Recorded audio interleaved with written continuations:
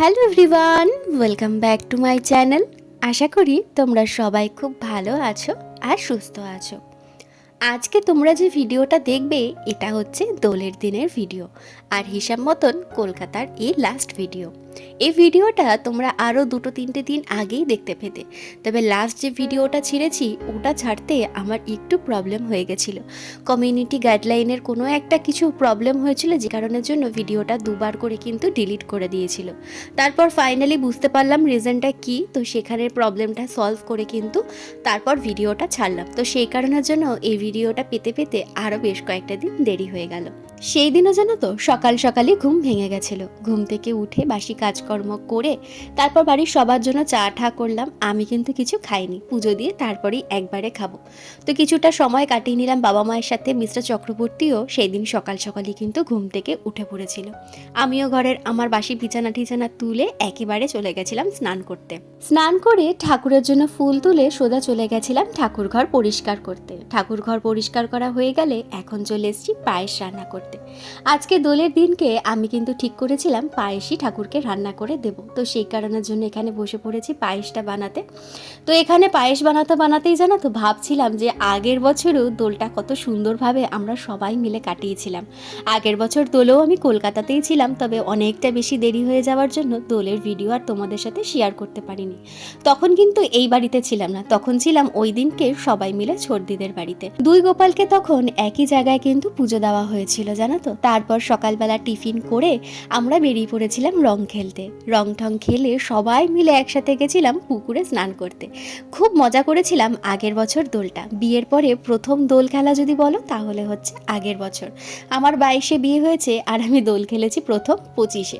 আর চেন্নাইতে তো এখানে এরকম দোলের কোনো অনুষ্ঠানই হয় না, মানে দোল সেটা কি এরকমভাবে কিন্তু এখানে মানে চেন্নাইতে কিন্তু কোনো রকমই কোনো সেলিব্রেশন হয় না। হ্যাঁ, যারা নন বেঙ্গলিরা থাকে বা বাঙালিরা যারা থাকে তারা নিজেদের মতন দোল খেলতে পারে, কিন্তু ওখানে আলাদা করে আমাদের মতন যে জাঁকজমক করে দোলের উৎসব পালন করা সেসব কিন্তু কিছুই হয় না। তো সেই কারণের জন্য জানো তো বিয়ের প্রথম বছর যেইবার দোল ছিল সেইবার না মনটা প্রচণ্ড খারাপ ছিল। মিস্টার চক্রবর্তীরও অফিস ছুটি ছিল না, ও দুপুরবেলা খেতে এসে একটু পরিমাণেই আমাকে আবির দিয়ে কিন্তু চলে গেছিল। তো সেইখান দাঁড়িয়ে না খুব ভাবতাম যে কবে বাড়িতে যাব, কবে সবাই মিলে একটু রং খেলতে পারবো। ভীষণ আফসোস হতো বিয়ের প্রথম 2 বছর। তো তারপরে যখন এখানে আসলাম রং খেললাম না, সত্যিই ভীষণ মজা কিন্তু হয়েছিল আগের বছরে। তো সেই কারণের জন্য এই বছরও আমরা দোলটা কাটিয়ে তারপরেই কিন্তু চেন্নাইতে ফিরছি। আর এই দোলের উপলক্ষের জন্য আমার গোপুসোনার জন্য কিন্তু আমি এনেছি এই দোলের স্পেশাল জামাটা, আর তার সাথে এনেছি আরও সুন্দর সুন্দর 2টো জিনিস, সেটাও তোমাদেরকে দেখাচ্ছি। আর এই জামাটা কীরকম হয়েছে অবশ্যই কিন্তু কমেন্ট করে জানিয়ে দিও। আর তার সাথে কিনেছি যে বললাম এই যে রঙের বালতি, আর তার সাথে কিনেছি পিচকারিটা। আগের বছরও জানো তো গোপুর জন্য আমি একটা ছোট্ট পিচকারি কিনেছিলাম, তবে ওই পিচকারিটা তো ছোটদিদের বাড়িতেই থেকে গেছে। আর এই বছর পিচকারি ওর জন্য কিনতে গিয়ে দেখলাম এরকম বেশ নতুনত্ব কিন্তু উঠেছে, ভীষণ দেখে পছন্দ হলো।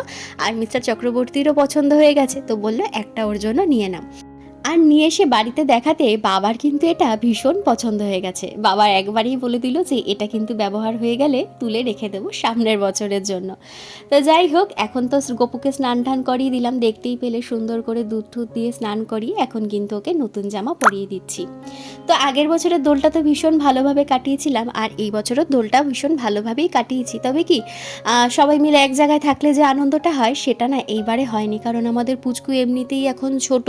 তারপর এই যে কটা দিন ধরে ওর তো বাচ্চা মানুষ অনেকটাই ধকল গেছে। তারপর আমাদের বাড়ি থেকে যাওয়ার পরপরই শুনলাম ওর কিন্তু ভীষণ শরীর খারাপ হয়ে গেছে, মানে প্রচণ্ড পরিমাণে কিন্তু ওর ঠান্ডা লেগে গেছিলো। তো সেই কারণের জন্য কিন্তু এবার দোলে সবাই মিলে একসাথে এক জায়গায় হলো না। তো আমরা দুজনে ঠিক করেছি পুজো দিয়ে সকালের খাওয়া দাওয়া করে তারপর কিন্তু 2 দিদি আমার বাড়িতে সবার বাড়িতেই গিয়ে কিন্তু দেখা করে আসবো, আর তার সাথে একটু আবিরও মাখিয়ে দিয়ে আসবো। তা আজকে জানো তো আমাদের বাড়িতে রান্নাবান্নার বিশেষ কোনো তাড়াহুড়ো বা চাপ কোনোটাই নেই, কারণ আজকে আমরা দুপুরবেলা ঠিক করেছি বিরিয়ানি খাবো। আমাদের দুজনের জন্যই বিরিয়ানি, কারণ বাবা মা কেউই বিরিয়ানি খায় না। আর ঘরে সমস্ত রান্নাবান্নার ধরা, মা শুধু বললো কিচ্ছু করতে হবে না, শুধু আমি বেলায় ভাত করব আর কিচ্ছু না, সব রান্নাবান্নাই কিন্তু রয়েছে, তোকে কোনো রান্নাবান্নাই আর আলাদা করে করতে হবে না। তো সেই কারণের জন্য আজকে আর কোনো রান্নাবান্না আমার ছিল না, শুধু মা বললো ভাতটা বেলায় করে নেবে। আর আমাদের বাড়িতে জানো তো ভাতটা সকাল সকাল হয় না, দুপুরবেলা খাওয়ার আগে আগে দিয়ে ভাতটা করা হয়, তাহলে বেশ গরম থাকে ভাতটা, তো গরম গরমই কিন্তু খাওয়া হয়। আর আমি তো এদিকে চলে এসেছি পুজো দিতে। মা বলল তুই ওদিকে পুজোটা দিয়ে নে আর আমি সকালের খাবারের ব্যবস্থাটা করছি। গতকাল রাত্রেবেলায় মা মটর ভিজিয়ে রেখেছিল, আজকে সকাল সকাল বানাবে ঘুগনি, সেই জন্য। আর ছর্দির বাড়িতে যে কচুরি হয়েছিল, মানে মটরশুঁটির কচুরি হয়েছিল, অনেকটা পরিমাণে বেঁচে গেছিলো লেচি, তো সেই লেচিগুলো আমাদের ঘরে ছিল, তো সেইগুলো দিয়ে কিন্তু মটরশুঁটির কচুরি হয়েছিল আর তার সাথে হয়েছিল গরম গরম ঘুগনি। আমি তো এদিকে ঠাকুর পুজো দিচ্ছি, ওদিকে বাবাকে আর মিস্টার চক্রবর্তীকে মা খেতে দিয়ে দিয়েছে, আর আমি আর মা বসবো পরে। আর এদিকে দেখো, তোমাদের সাথে কথা বলতে বলতে আমার কিন্তু এখানে সুন্দর করে সাজিয়ে গুজিয়ে ঠাকুর পুজো দেওয়াও প্রায় কিন্তু হয়ে গেছে কমপ্লিট। তো চলো তোমাদেরকে একবার দেখিয়ে দিই কেমন সুন্দর লাগছে আমার ঠাকুর ঘরটা।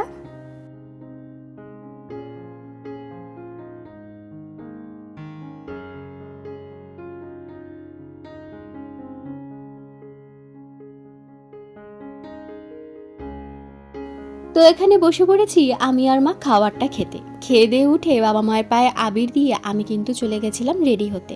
এদিকে মিস্টার চক্রবর্তীও বাবা মায়ের পায়ে আবির দিয়ে ও বেরিয়েছিল বন্ধুদের সাথে দেখা করতে। তারপর ঘর থেকে বেরিয়ে দেখি ওর অবস্থা কিছুটা এইরকম। তো ও আবার বাবা মাকে বাইরে ডাকলো, বললো পায়ে আবির দিয়েছি, একটু গালে আর মাথায় একটু আবির দেবো, বাইরে আসো, ঘরে আর ঢুকবো না।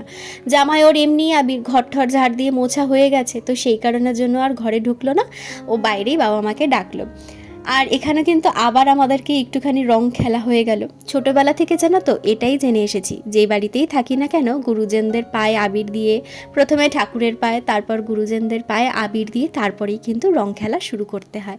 তো সেরকমভাবেই কিন্তু ওই দিনটা আমাদের শুরু হয়েছিল। আর এখানে আমিও কিন্তু পুরোপুরি রেডি হয়ে গেছি। আর ওদিকে মিস্টার চক্রবর্তী একটুখানি এগিয়ে দাঁড়িয়ে এসেছিলো, কারণ ওরও আবার দুটো তিনটে বন্ধু ডাকলো সেই রং দেবে বলে, তো সেই কারণের জন্য একটু এগিয়ে এসেছিলো। তো আমি এখানে চলে আসলাম। তো এবার দুজনে একসাথে যাচ্ছি প্রথমে ছর্দির বাড়িতে, পরপর যেদিকে পড়ে সেই দিকেই আর গিয়ে আমরা যাচ্ছি। তো আমাদের বাড়ির কাছাকাছি ছর্দির বাড়ি, আমার বাড়ি, তারপর পরে হচ্ছে বড়দির বাড়ি।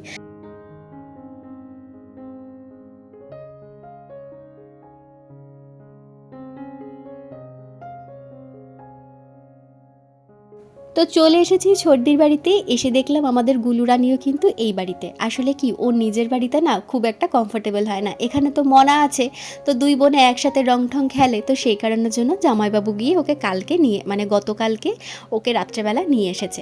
তো এখানে ওকে আমি প্রথমে ঢুকতে ঢুকতে ওকেই সামনে পেলাম বলে ওকেই সবার প্রথমে আমি রং দিয়ে দিলাম। তারপর ওর মনে হয়েছে মনে আমি তোমার একটু পায়ে আবির দেবো। তো এখানে তো আমি ভীষণ ওর সাথে মজা করছিলাম দেখো।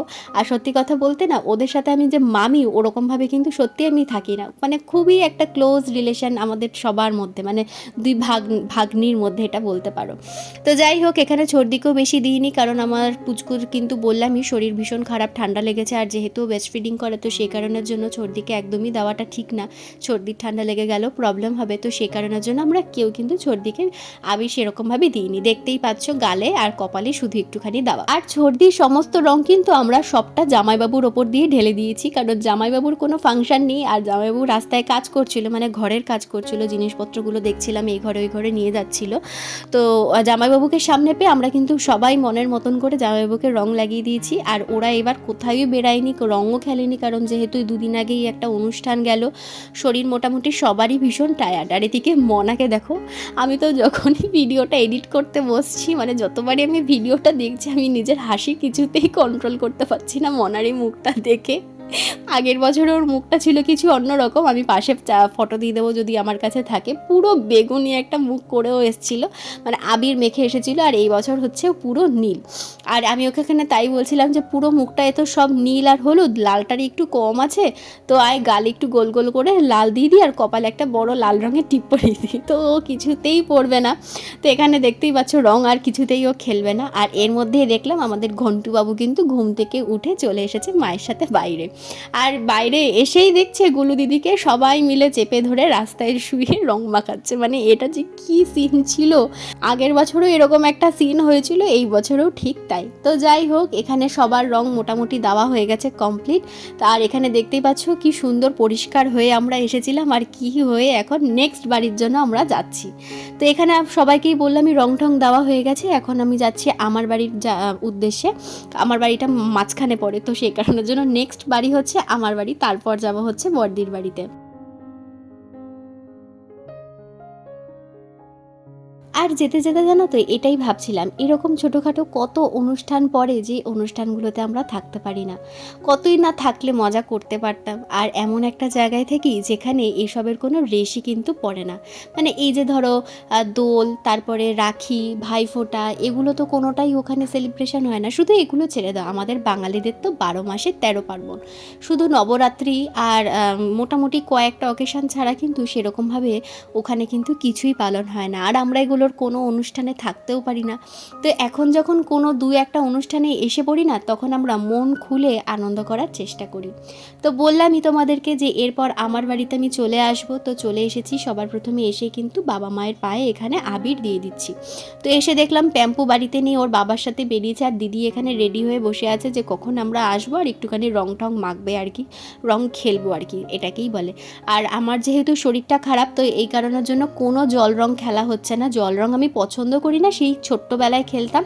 তারপর দিদির বিয়ে হয়ে যাওয়ার পর থেকে আর সেরকমভাবে কিন্তু জল রং খেলা হয় না। ওই দিদি আর জামাইবাবু মানে রাজাদার সাথে কিন্তু আমরা গাড়ি করে বেরোতাম, খুব মজা করতাম। আশেপাশে বন্ধু বান্ধবের বাড়ি, আমার বন্ধুর মানে আমার বেস্ট ফ্রেন্ডের বাড়ি, তারপর দিদির বন্ধু, কাছাকাছি যাদের বাড়ি পড়তো সবার বাড়িতে গিয়ে রং খেলতাম। ব্যাস এইটুকুনি, আবার বাড়িতে ঠিক টাইম মতন চলে আসতাম। মানে ওই যে পাড়ায় বেরোনো, এগুলো আমাদের কোনোটাই কিন্তু ছিল না। তো সেই কারণের জন্য না ওই সেই সময় থেকে আমাদের জল রং খেলা কিন্তু একেবারেই বন্ধ হয়ে গেছে। আর এখানে আমার দিদিকে দেখতেই পেলে কীরকমভাবে জানি আবিরটা লাগালো, আমি বুঝলামই না কী রং দিল, কী হলো, কিছুই কিন্তু বুঝলাম না। তো এর মধ্যেই দেখলাম প্যাম্পু চলে এসছে, মাথায় একটা টুপি আর চোখে সানগ্লাস পরে, ওরও কিন্তু রং খেলা হয়ে গেছে, ওর মুখটা দেখেই বুঝতে পারছো। তো এসেই ওর সবার প্রথম যে দেখ এবার আমি তোদের সবাইকে রং দেব। ও নিজে এখন রং খেলে এসে এখন আমাদের সবাইকে রং দেবে। এই যে দেখতেই পাচ্ছ আবির থেকে কিন্তু তুলে এখনও আবির সবাইকে দেবে, এটাই ওর বায়না হয়েছিল।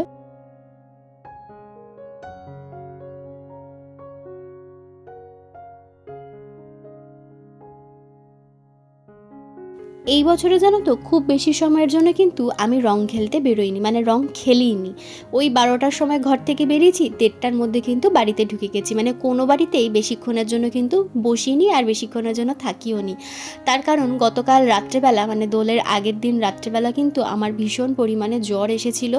আবার ওষুধ খেয়েছি বলে এখন জ্বরটা কমেছে, আবার ওষুধের অ্যাকশান কেটে গেলে কিন্তু জ্বর চলে আসছিল তখন ওই সময়টা। তো প্রথমে তো আমার শাশুড়িমা একদম বারণই করে দিয়েছিল যে রং খেলতে বেরোস না। তো তারপর ভাবলাম কি এই তো দোলে এসছি, আবার চলে গেলে সামনের বছর আসতে পারবো কি পারবো না, বা কোন পরিস্থিতিতে থাকবো, রং তো খেলাই হবে না। তো খেললেও অল্প পরিমাণেই খেলবো। তো সেই বলেই কিন্তু আমি বেরিয়েছি যে অল্পই খেলবো, তাড়াতাড়ি বাড়িতে চলে আসবো। তো সেই কারণের জন্য খুব বেশি রং খেলিনি। আর আমার মাও আমাকে দেখে প্রচণ্ড বকাবকি করছিল যে কেন তুই আবির মেখে এরকমভাবে এসছিস, আবির এমনি ঠান্ডা হয় আর মাথায় বসলে কিন্তু আরও বেশি ঠান্ডা লেগে জ্বর আসবে। তো ঠান্ডা তো তখন আমার লাগেনি, মানে তখনও পর্যন্ত আমার কাশি টাশি কিচ্ছু শুরু হয়নি। যেদিনকে আমি চেন্নাইয়ের জন্য বেরোলাম সেই দিন থেকে রাত্রেবেলা থেকে অল্প অল্প হয়ে কাশি শুরু হতে হতে কিন্তু মারাত্মক কাশি শুরু হয়ে গেছিলো। তো যাই হোক, এটা হচ্ছে আমাদের পাড়ার এক দাদা, ভীষণ ভালো, আমাদের সাথে ভীষণ ভালো আর কি কথাবার্তা বলে। তো সেই দাদাও এসেছিলো আমাদের বাড়িতে রং দিতে, তো দাদাকেও আর কি আমরা আবির ঠাবির দিলাম। তো দিয়ে আর বেশিক্ষণ বসিনি। আমাদের বাড়িতে একটা নিয়ম আছে, দোল রং লাগালে একটু মিষ্টি খেতে হয়। ঘরেও ঢুকিনি, মা বাবা অনেকবার বলছিল যে ঘরে আয় ঘরে আয়, আমি ঘরে কিছুতেই ঢুকিনি। ওই বাইরে থেকেই আমাদেরকে দুজনকে মিষ্টি খাইয়ে দিল, জল খেলাম আর দিদি একটু চকলেট দিল, দিয়ে আমরা চলে এসেছি। তো আসার পথেই প্রথমে ভাবলাম যে একবার বর্ষার বাড়িতে, মানে এটা হচ্ছে আমার বেস্ট ফ্রেন্ডের বাড়ি, ওকে একটুখানি দেখা করে যাই, কারণ শুনছিলাম ওর শরীরটা খারাপ। আর এবার এসে একটুও দেখা করার সময় হয়নি। তো 5 মিনিটের জন্য গেছিলাম, ওকে এরকমভাবে রংটা দিয়ে কিন্তু সোজা চলে গেছিলাম বড়দির বাড়িতে, কারণ দেরি হয়ে যাচ্ছিলো, 1টা বেজে যাচ্ছিলো, আমারও বাড়িতে যাওয়ার তাড়া ছিল। তো সেই কারণের জন্য আর বেশিক্ষণ বসিনি। বিয়ের বছর পর্যন্ত জানো তো প্রত্যেকবার দোলে, মানে আমার দিদি বিয়ে হওয়ার পর থেকে প্রত্যেকবার দোলে গাড়ি নিয়ে যখন বেরোতাম তখনই আসতাম ওর বাড়িতে ওকে রং দিতে। কোথাও যাই আর না যাই, আমাদের দুজনের দোলে আর সরস্বতী পুজোতে দেখা হবে। তবে এখন বিয়ে হয়ে গেছে, অনেকটা দূরে চলে গেছি, এখন প্রত্যেকটা অকেশনে দেখা না হলেও এই 2 বছর ধরে দোলে চেষ্টা করি একটু দেখা করতে। করতে। তো যাই হোক, ওখানেও বেশিক্ষণ আর বসিনি, ওদের তো ঘরে ঢুকিয়ে নিয়ে ওই বাইরের উঠোনেই দাঁড়িয়ে খেলে সোজা কিন্তু চলে গেছিলাম বড়দির বাড়িতে। আর এসে যে সিনটা দেখলাম সেটা তো ভীষণ ভালো লাগলো দেখে। জামাইবাবু এখানে চুপ করে রোদে বসে আছে আর কি, চুপ করে তখন রোদে বসেছিল, আর বড়দি মনে হয় খুব সম্ভবত রান্না করছিল। আমি দেখেই ওকে বললাম একদম আস্তে আস্তে যাবো, কারণ আমাকে নয়তো রঙটা লাগাতেই দেবে না। তো সেই কারণের জন্য দেখতেই পাচ্ছ একদম পা টিপে টিপে কিন্তু হাতে রং নিয়ে আমি জামাইবাবুর কাছে যাচ্ছি, আর গিয়ে একদম দিয়ে দিয়েছি মুখের মধ্যে রং। আর দেখে তো মানে প্রথমে থতমতো খেয়ে গেছে যে কি হলো, কে আসলো, তারপর আমার গলা শুনে বুঝতে পেরেছে। আর দেখো এখানে মুখই তুলে আর তাকাচ্ছে না, মানে এই সিনটা যা ছিল না কি বলবো। আর তারপর উঠেছিল আমাকে রং দেবে বলে, আর মুখটা দেখো মানে কীরকম লাগছে। তো তারপর একে একে বড়দিকেও রং দিয়ে দিলাম, আমাদেরকেও রং দিয়ে দিল।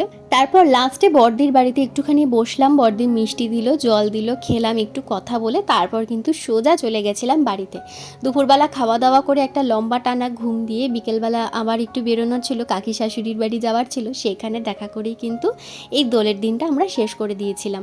মানে এরকমভাবেই দোলের দিনটা আর কি আমাদের কেটেছিল। তো মোটামুটি ভীষণ ভালোই কেটেছে। আমার শরীরটা যদি খারাপ না থাকতো তাহলে আরেকটু রং খেলতাম, তবুও কম কোনো কিছু তো হয়নি, ভালোই খেলেছি। তো যে দেখেছে সবাই বলছে তোর না শরীর খারাপ, তার মধ্যেও তুই এত রং খেললি কেন, এত কেন রং খেললি। তো যাই হোক, তো চলো আজকের জন্য ভিডিওটা এখানেই শেষ করে দিচ্ছি। দেখা হচ্ছে আগামীকাল নতুন আর একটা ভিডিও নিয়ে। ততক্ষণের জন্য সবাই সুস্থ থেকো, ভালো থেকো। আর আমার ভিডিও যদি তোমাদের ভালো লেগে থাকে তাহলে অবশ্যই আমার চ্যানেলটা সাবস্ক্রাইব করে দিয়ে পাশে থেকো। আর আরেকটু বেশি ভালো লাগলে একটা লাইক আর কমেন্টের মাধ্যমে জানিয়ে দিও যে আমার ভিডিওটা তোমাদের কীরকম লেগেছে। তাহলে আজকে এখানেই শেষ করলাম, টাটা।